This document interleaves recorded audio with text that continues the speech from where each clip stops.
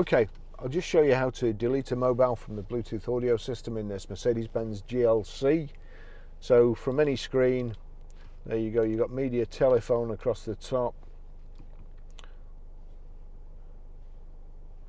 or we can click store.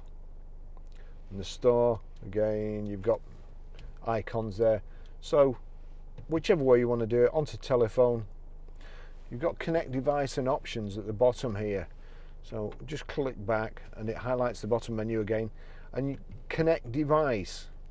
I know it's going against the grain because you're deleting it. Turn the thumbnail to the phone that you want, showing this icon at the side, click across.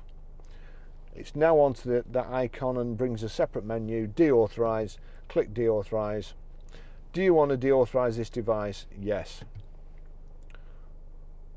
That's it, gone.